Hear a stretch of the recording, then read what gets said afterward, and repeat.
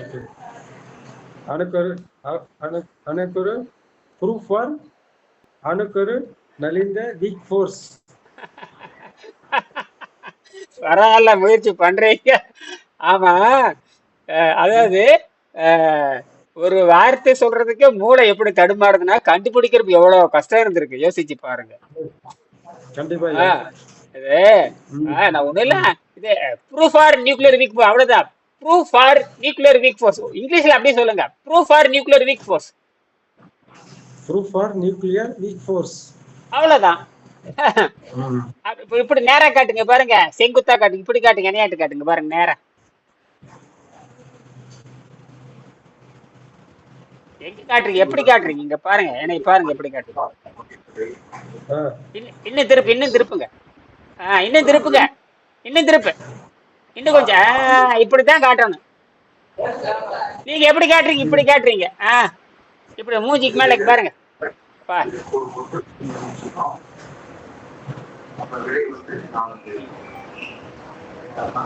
அருமை அருமை அருமை, அவ்வளவுதான். எப்ப பார்த்தாலும் இப்படி வைத்த டார்ச் லைட் அடிக்கிற மாதிரி காட்டுங்க, இவ்வளவுதான் பாருங்க.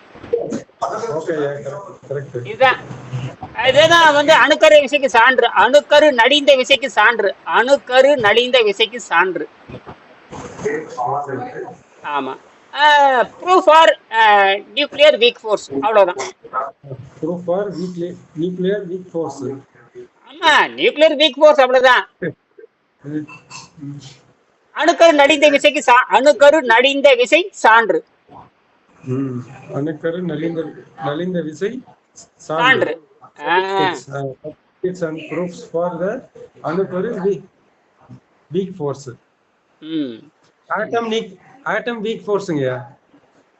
நியூக்ளியர் அப்படி சொல்லக்கூடாது, நியூக்ளியர் ஆட்டம் சொல்லக்கூடாது, நியூக்ளியர் தான் சொல்லணும். இது வந்து proof for nuclear weak force. அவ்வளவுதான். கரெக்ட். அவ்வளவுதான். அதே தமிழ்ல சொன்னா அணுக்கரு நலிந்த விசைக்கு சான்று. நிதானமா சொல்லலாம், ஒன்னும் அவசரம் இல்லை. நாம என்ன எங்க போறோம், நமக்குள்ள பேசிக்கிறது தானே. அணுக்கரு நலிந்த விசைக்கு சான்று, அணுக்கரு நலிந்த விசைக்கு சான்று, அவ்வளவுதான். இது ஆங்கிலத்தில் மொழிபெயர்த்தீங்கன்னா proof for nuclear weak force, அவ்வளவுதான். ஒண்ணுமே இல்லையே. Proof for nuclear weak force, அணுக்கரு நலிந்த விசை, அவ்வளவுதான். சான்று வரணும், அணுக்கரு நலிந்த விசைக்கு சான்று. இப்ப அணுக்கரு நலிந்த விசை தமிழ்ல மொழிபெயர்த்தா கூட அதுக்கு சான்று எங்கே? இது வந்து செய்முறை. இது வந்து என்ன பண்ணா, இது இப்ப பாத்தீங்கன்னா செய்முறை, பிராக்டிகல் நாலேஜ், பிராக்டிகல் ப்ரூஃப். என்னது? எங்க பிராக்டிகல் ப்ரூஃப்? இப்ப எனர்ஜி எடுக்கணும் இல்லையா? இப்போ நியூக்ளியர் ஸ்ட்ராங் ஃபோர்ஸை வச்சு பிளந்து வெப்பத்தை உண்டாக்கி எடுக்கிறீங்க. இது வந்து சடன் எலக்ட்ரிசிட்டி, உடனடியா எலக்ட்ரிசிட்டி.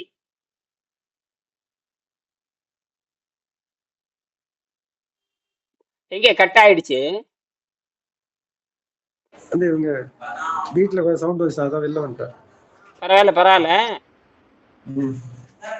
அதாவது ஸ்ட்ராங் ஃபோர்ஸ்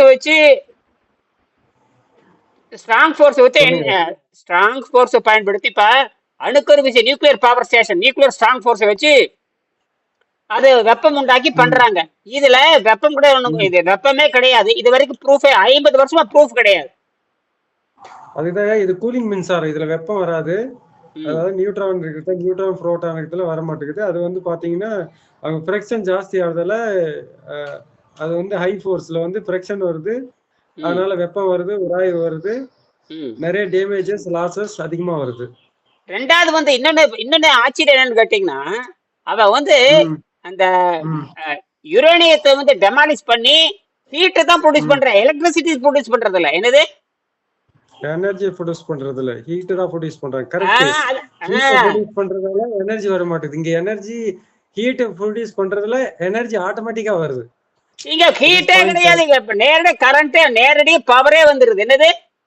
அதுதான் நேரா எனர்ஜி வருது. Heat, there is no heat, energy is converting from the air automatically, this receiving from the space unity. ஆமா. இவன் இப்ப வந்து என்ன நடக்குதுன்னா, கல்பாக்கத்துல அது கூடங்குளத்துல என்ன நடக்கிறாங்கன்னா, அவன் வந்து ம் யுரேனியத்தை ஸ்பிளிட் பண்ணி ஹீட் தான் டெவலப் பண்றான். வேற கரண்ட் டெவலப் பண்றதுல வெரி ஒன்லி ஹீட். எஸ். அப்ப ஹீட்டை டெவலப் பண்ணி ஹீட்ல இருந்து கரண்ட் எடுக்கிறாங்க, ஹீட் பவர் லாஸ் எடுத்து பண்ணி. தண்ணியை கொதிக்க வச்சு அது ஏகப்பட்ட இளவு பேரளவு அத்தனை நட்டத்துல போயிட்டு ஓ, இருக்கு. Right right. அதாவது ஹீட்ல அந்த வாட்டர் வந்து தெர்மாலஜி என்னது, வாட்டர் தெர்மோடைனமிக்ஸ்க்கா? அது தண்ணி சூடாக்கி நீராவி ஆக்கி கொதிக்க வச்சு இளவு எடுத்து மிஷினை விட்டு அந்த நாரை போய் இளவு எடுத்து குட்டிச்சவராக்கி கடைசியில கொஞ்சோண்டு கரண்ட் வருது. கொஞ்சோண்டு வருது, ஏதோ அந்த ஏதோ கடைஞ்ச கசாயம் வருது அந்த மாதிரி. இது ஆமா. அப்ப எவ்வளவு முட்டாள்தனம் பண்ணிருக்கானுங்க பாருங்க. இது வரைக்கும் 100 வருஷமா முட்டாளாக்கி இருக்கானுங்க. ஐயோ, முட்டாள் இல்ல, மொத்த உலகத்தையே அழிச்சுக்கிட்டு உட்காந்துட்டு இருக்கானுங்க இது மாதிரி. இதுல இது என்னன்னா வந்து இதுல ஹீட்டே கிடையாது. Direct current, direct current. Cooling மின்சாரம், direct current. This affordable, comfortable. Affordable. There is no loss. No, there is no loss. No loss, no friction, no heat, heat. no fire. Correct. No damage, no life damage, No damage. No life damage, no damage for life. Yes. No damage for the life energy. Life எந்த உயிருக்கும் சேதம் இல்லை. எந்த உயிருக்கு எந்த உயிருக்கு சேதம் இல்ல. இதுல இன்னொரு டெக்னிக் என்னன்னு கேட்டீங்கன்னா, இப்ப நல்லா புரிஞ்சுக்கணும். ம் இப்போ யுரேனியத்தை வைத்துக் கொண்டு எலக்ட்ரிசிட்டி எடுக்க முடியாது, ப்ளூட்டோனியத்தை வைத்துட்டு எலக்ட்ரிசிட்டி எடுக்க முடியாது, அதே மாதிரி கரெக்ட். தோரியத்தை வச்சு எலக்ட்ரிசிட்டி எடுக்க முடியாது. ஒன்னொன்னு இது என்னன்னா, ஒருங்கிணைச்சா மட்டும்தான் டைரக்ட் எலக்ட்ரிசிட்டி வரும். அது நான் கண்டுபிடிச்சதுதான். அதாவது நீங்க இப்ப ம் யுரேனியம் இருக்குன்னு வச்சுக்கங்க, அது மேல லைட் வச்சு எரியாது. கண்டிப்பா யுரேனியம் எரியாது. அதே மாதிரி ப்ளூட்டோனியம் இருக்குது, அது மேல லைட் வச்சே எரியாது. அதே மாதிரி தோரியம், ம் கடல் மணல் இருக்குது, சும்மா பல்ப் வச்சு எரியுமா? எரியாதுங்க, இதுக்கு எரியாது. டெக்னிக்கல் எதுவுமே ராவல. ஆனா நாம என்ன பண்ணிருக்குன்னு கேட்டீங்கன்னா, இப்ப இதுல இந்த ம் பேட்டரிக்குள்ள என்ன இருக்குன்னு கேட்டீங்கன்னா, பேட்டரிக்குள்ள பொட்டாசியம் இருக்குது, ம் அது நேரடியா எரியாது. என்னது? நேரடியே எரியாது. அதே மாதிரி நைட்ரஜன் இருக்குது, அது நேரடியா எரியாது. ம் ம் ம் ம் கிராஃபைட் இருக்குது, அது நேரடியா எரியாது. ஓகே. இப்ப என்ன நடக்குதுன்னா, இந்த கிராஃபைட் என்ன ம் பண்ணுதுன்னா, இந்த பொட்டாசியம் இருக்கிற அந்த ரேடியேஷனையும் நைட்ரஜன் ம் ரேடியேஷன் எடுத்து தன்னை ஸ்டிமுலேட் பண்ணிக்குது. ஸ்டிமுலேட் பண்ணி ஹை ஜம்ப் பிளேயரா மாறுது. ஓ, அது ஸ்டிமுலேட்டிங்னா ஒன்னோட மேலே ஏறுது. அப்ப ஜம்ப் ஆகுது. ஜம்ப் ஆகுறப்போ என்ன ஆகுதுன்னு கேட்டீங்கன்னா, ம் அப்படி அப்படி பவர் ம் வந்தோன்னு என்ன பண்ணுதுன்னா, வெளியிருந்து வேகமா இழுக்க ஆரம்பிக்குது. எங்க காத்துல இருக்கிற ஓ, அது நியூட்ரானை வேகமா இழுக்குது. கரெக்ட். அது ஜம்ப் ஆகி கீழே விழும்போது, அந்த கீழே விழும்போது ஓவரா வெளியில இருந்து இழுக்கு, சக் இதுல பண்ணுது. ஒண்ணுமே இல்ல. அதாவது தானாவே ம் செதையுது. அத வந்து உலகத்துல நான் அதுதான் கண்டுபிடிச்சேன். அதாவது ம் இப்போ ம் யுரேனியம் வந்து கதிர்வீச்சு விடுமே தவிர வேற ஒண்ணும் பண்ணாது. அதே மாதிரி ம் புளூட்டோனியம் கதிர்வீச்சு விடுமே தவிர வேற ஒண்ணும் பண்ணாது. அதே மாதிரி ம் தோரியம் கதிர்வீச்சு கொடுத்துட்டே இருக்கும், ஒண்ணும் பண்ணாது. ஆனால் தோரியத்துக்கோட சிறப்புன்னு கேட்டீங்கன்னா, 1400 கோடி ஆண்டுக்கு செதைஞ்சுக்கிட்டே இருக்கும். ம் அந்த எண்ட்லெஸ், அது இன்ஃபினிட்டி மாதிரி. இன்ஃபினிட்டி. அந்த அந்த இண்டக்ஷன் மட்டும்தான் நாம் பயன்படுத்திக்கிறோம், அந்த தூண்டல் மட்டுமே. அதாவது இதுக்கு இந்த கிராஃபைட் என்ன பண்ணுதுன்னா, கொஞ்சம் தூண்டல், அதாவது தன்னுடைய வலிமை பத்தாதனால கொஞ்சம் சப்போர்ட்டாவே அது ம் வாங்கிக்குது. சப்போர்ட்டா வாங்கிக்குது. Okay okay. வாங்கிட்டு என்ன அதான் பண்ணுது அங்க பாருங்க, அதை வாங்கின உடனே என்ன ஆ, பண்ணுதுன்னா, அது வாங்கிக்குது. ம் வாங்கின உடனே இந்த கிராஃபைட் ம் புரோட்டானை வெளியேற்றி நியூட்ரானா வாங்கிக்குது. அந்த வேகமா செயல்படுது. எனர்ஜி பத்தாதனால ஊன்றுகோல் மாதிரி, ஒரு ட்ரிகர் மாதிரி, ஒரு ஊண்டுகோல் மாதிரி, சும்மா கேட்டலைஸ் மாதிரி. ம் அதாவது எல்லாமே கேட்டலைஸ் தான். அங்க அந்த அந்த கேட்டலைஸ்ல தூண்டல், அவ்வளவுதான். வினை யூக்கி வேற, வினை யூக்கி. கேட்டலிஸ்ட். Okay okay. அதாவது கிராஃபைட்டுக்கு சப்போர்ட் பண்ணதாவே அது கரண்ட் எல்லாம் கொடுக்கறது இல்ல. என்னது? சப்போர்ட் பண்றதுக்காக கரண்ட் கொடுக்கறது இல்ல, சப்போர்ட் வினையூக்கியா செயல்படுது கேட்டலிஸ்ட். இப்ப இதை புரிஞ்சுக்கணும். இதுல இருந்து நம்ம கரண்ட் எடுக்கிறது இல்ல, சப்போர்ட் பண்றப்ப அது ம் தானாவே கரண்ட் டெவலப் ஆயிக்குது. ஆமா ஆமா. இப்ப ஒரு ஸ்டாண்ட் இருக்குன்னா, ஸ்டாண்ட் வந்து சப்போர்ட் இருந்ததுன்னா அது கண்டினியூஸ் இல்லைன்னா அது வந்து பிரேக் ஆயிடும். அந்த ஸ்டாண்ட் ஆஹ் மாதிரி சப்போர்ட் மாதிரி. அப்ப நீங்க ரைட். இதுல இருக்கிற இப்ப புரிஞ்சுக்கங்க. உள்ளே இருக்கிற பொட்டாசியம் தான் எதிர்காலத்துல பொட்டாசியம் தான் வைக்க போறோம், எதிர்காலத்தை நைட்ரஜன் தான் வைக்க போறோம். அது வந்து என்ன பண்ணும்னா, அதுக்கும் வந்து ஐசோடோப் இருக்குன்னா, பொட்டாசியத்துக்கு ஐசோடோப் இருக்குது, நைட்ரஜனுக்கு ஐசோடோப் இருக்குது. அது கதிர்வீச்சு கொடுத்துட்டே இருக்கிறதுனால அது உள்ள இருக்கிற கிராஃபைட் வாங்கி வெளியே அனுப்புது. உள்ள கிராஃபைட்டும் இருக்குது. சரிங்க. பேட்டரிக்குள்ள 3 இருக்குதுங்க. பேட்டரிக்குள்ள 3 பொருள் கட்டாயம் ம் இருக்கணும். பொட்டாசியம் இருக்கணும், ம் நைட்ரஜன் இருக்கணும், கிராஃபைட் ம் இருக்கணும். இந்த 3 பொடியும் உள்ள இருக்கணும். ம் பொட்டாசியம், கிராஃபைட், அடுத்தது நைட்ரஜன். நைட்ரஜன் இந்த 3 கட்டாயம் உள்ள இருக்கணும். கட்டாயம் இருக்கணும். அப்ப இந்த பாடிக்குள்ள அது மாதிரி இருக்குது ஐயா. இது பொட்டாசியம், நம்ம உடம்புல பொட்டாசியம் இருக்குது, நம்ம உடம்புல பொட்டாசியம் இருக்குது, நைட்ரஜன் இருக்குது, கார்பன், எல்லாமே நம்ம உடம்புல எல்லா எலிமெண்ட்டும் இருக்குது. 92 எலிமெண்ட்டும் இருக்குது. 92 எலிமெண்ட் இருக்கு. அந்த 3 மாலிகுலும் வந்துட்டு ஒரு செல்லுக்குள்ள போய் ஃபங்க்ஷன் ஆகும். கரெக்ட்டுங்களா? இதை வந்து நாம என்ன பண்றோம், நம்ம அதிகமா கரண்ட் எடுக்கிறதுக்காக இதை பண்றோம். இதை டிசைன் பண்ணிருக்கோம். நம்ம உடம்புல கரண்ட் எடுக்க முடியாது, கண்டினியூட்டா எடுக்க முடியாது. நம்ம உடம்புல வந்து 0.7 வோல்ட் இருக்குது, ஒவ்வொரு செல்லும் 0.7 வோல்ட் இருக்குது. அது ஒருங்கிணைக்க முடியல. என்னது ஒருங்கிணைக்க முடியல? ஒருங்கிணைக்க முடியல. இப்ப நாம என்ன பண்றோம், ஆர்டிபிஷியலா இது ஒருங்கிணைக்கிறோம். ஆர்டிபிஷியலா ஒருங்கிணைக்கிறப்ப அது அந்த அந்த அந்த கேட்டலைஸ் கிடைச்ச உடனே கிராஃபைட் நல்லா வேலை செய்யுது. எத்தனை நாளைக்கு? 1400 கோடி ஆண்டுக்கு வேலை செய்யும். 1400 கோடி ஆண்டு. இது ஒரு 6 மாசம். இது வந்து ஒரு சாம்பிள் தான். இது வந்து ஒரு புரோட்டோடைப். இது ஸ்டாண்டர்ட் கிடையாது. ஒரு ப்ரூஃப் இருக்கு. Proof for nuclear weak force. அதுக்கு தான் புரோட்டோடைப். புரோட்டோடைப்னா சின்னது மாதிரி வடிவம். புரோட்டோடைப்னா முன்மாதிரி வடிவம். முன்மாதிரி வடிவம். ஓகே. நீங்க செஞ்சிருந்தா, நீங்க இன்ஜினியரிங் படிக்கிறப்ப புரோட்டோடைப் செஞ்சிருந்தா என்னன்னு தெரியும். யாரும் செய்யறதே இல்ல. சும்மா புத்தகத்தை படிச்சுட்டு இன்ஜினியர் ஆக வேண்டியது. ப்ராஜெக்ட் வர்க் சொல்லுதான் இருக்கு. இப்ப நீங்க செஞ்சிருக்கிறது தெரியுமா, நியூக்ளியர் வீக் ஃபோர்ஸ். இப்ப நீங்க செஞ்சிருக்கிறது நியூக்ளியர் வீக் ஃபோர்ஸ் மாடல். தமிழ்ல சொல்லுங்க. அணுக்கரு நலிந்த வீக் ஃபோர்ஸ். வீக் ஃபோர்ஸ் எங்க வந்து? தமிழ்ல சொல்லுங்க. அணுக்கரு நலிந்த விசைக்கான சான்று. அது ஒரு மாதிரி. அணுக்கரு நலிந்த விசைக்கான சான்று. இது சரி, அப்படி என்ன பண்ணீங்க சொல்லுங்க. என்ன அப்படி என்ன சான்று என்ன பண்ணீங்க? ஒண்ணு இல்லைங்க.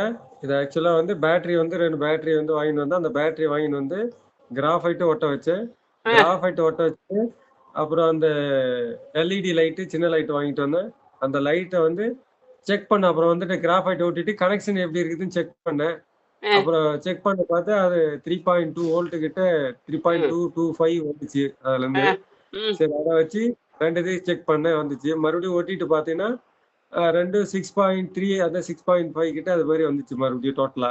ஸோ மறுபடியும் இது பண்ண பார்த்து அப்போ கனெக்ஷன் வந்துச்சு. அப்போ ஒரு டைம்ல கனெக்ஷன் வரல. ட்ரை பண்ணி பார்த்தேன், வரல. அப்புறம் பாத்தீங்கன்னா ஏதோ லூஸ் கனெக்ஷன் சரி பண்ணிட்டு மறுபடியும் அந்த லைட்டை வந்து ஒரு செம்பு கம்பியில கட்டி 2 ஜாயின் பண்ணேன். அப்புறம் வந்து ஜாயின் பண்ண பார்த்தா அது வந்துருச்சு. நீங்க உங்ககிட்டயே ஃபோன் பண்ணி கேட்டேன் எப்படி பண்ணணும்ட்டு. அது சொன்னதால அது கரெக்டா எனக்கு ஆல்ரெடி முன்னாடி நீங்க சொல்லும் போது அப்ப ஞாபகம் இருந்து, மறுபடியும் பார்த்தா அதை மறந்துட்டேன். மறுபடியும் அது என்ன மறுபடியும் ரிவைண்ட் ஆகி அவன் டக்குன்னு புரிஞ்சுக்கிட்டேன் வந்து. அவ்வளவுதாங்க, வேற ஒண்ணும் இல்லைங்க. சரி, இது எத்தனை நாளைக்கு எரியுன்னு கேட்டீங்கன்னா, இந்த கெமிக்கல் பவர் நான் எப்படி பாத்தீங்கன்னா 2 லைட் வச்சோம்னா 2 எல்இடி வச்சோம்னா 6 நாளைக்கு மேல எரியக்கூடாது. 6 நாளைக்கு மேல எரியக்கூடாது. ஆனா இது 106 மாசம் எரியும். தெரியுது. சொல்லுங்க. ஏன்னா இது ஓபன் சர்க்யூட்டா மாறுது. இது வந்து க்ளோஸ்டு சர்க்யூட் கிடையாது. நாம எல்லாமே வெளியே கொண்டு வந்தா, அதாவது எலக்ட்ராய்டு பூரா வெளியே கொண்டு வந்துச்சு. எலக்ட்ராய்டு எங்க வெளியே வந்துருச்சு? என்னது? எலக்ட்ரான்ல வெளியில வந்துருச்சு. எலக்ட்ராய்டு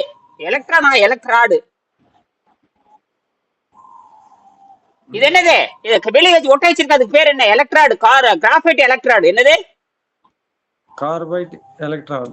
கார்பைட் எலக்ட்ராய்டா? Carbon electron sir. கிராஃபைட்னு சொல்லுங்க. Graphite electrode. Graphite electron. Carbon வந்து பேசிக். ஆனா அதுக்கு பேரு கிராஃபைட்டுக்கு தான் பண்பு. கார்பனுக்கு பண்பு இல்ல, கிராஃபைட்டுக்கு தான் பண்பு அதிகம். ஓ, அப்ப கார்பன் கிராஃபைட்டுக்கு டிஃபரன்ஸ். கார்பன் சொல்லாதீங்க, கிராஃபைட்னு சொல்லுங்க. கார்பன் சொல்ல, அது கார்பன் ஃபேமிலி. என்னது? என்னங்க? Carbon family. Carbon family. ஓ, இது ஐசோடோப்ன்றதால இது கிராஃபைட். இது வந்து கிராஃபைட்டுக்குள்ள கார்பன் அந்த C14 அப்படின்ற C13ன்ற இது இருக்கு. அது வந்து ஐசோடோப். ஓகே. சாதாரண கார்பனுக்கு ஐசோடோப் கிடையாது. கிராஃபைட்டுக்கு மட்டும் தான் ஐசோடோப் இருக்குது. கார்பனுக்கு வந்து கிராஃபைட்டுக்கு மட்டும் தான் ஐசோடோப் இருக்கு. ஓகே. அது இதெல்லாம் நீங்க புரிஞ்சுக்கிட்டீங்கன்னா நீங்க பெரிய ஆளாக தெரியுமா. நீங்களே நியூக்ளியர் சயின்டிஸ்டா மாறலாம். என்னது நியூக்ளியர் சயின்டிஸ்டா இருக்கிறதே நியூக்ளியர் சயின்டிஸ்ட் தான் அறிவு அதிகம். ம் இப்ப நம்ம வந்து ஓகேங்க. நியூக்ளியர் ஆமா இப்ப நாம அறிவாளி ஆயாச்சு. ம் பே- சரிங்க. இ- இத தேங்க்யூங்க. பேச ஆமா அவ்வளவுதான், வேற ஒண்ணும் இல்ல. செய்யுங்க, சிறப்பா செய்யுங்க. தண்ணியில போட்டு பாருங்க, எரிஞ்சுட்டே தான் இருக்கும். இந்த தண்ணியில பாத்தீங்கன்னா ம் இந்த மேல அதான் எல்லாம் உளிச்சு மேல பாதி இந்த வரைக்கும் தான் போடணும். அந்த பேட்டரி இதாகிற வரைக்கும் தான் போடணும். ஃபுல்லா போடக்கூடாது. போட்டோன்னா அது அது காலி பண்ணிடும். ஆமா அது என்னன்னு அடுத்து என்ன பண்ணிக்கிட்டா எல்லாம் கழட்டி வச்சுட்டு மேல இருக்கிற ஆ தொல்லியெல்லாம் உளிச்சிருங்க. மேல இருக்கிற அந்த இதெல்லாம் உளிச்சிட்டு வெறும் பிளைனா போடுங்க. மேல இருக்கிற அந்த பிளாஸ்டிக்ல உரிச்சு விட்டுருங்க. புரியுதா?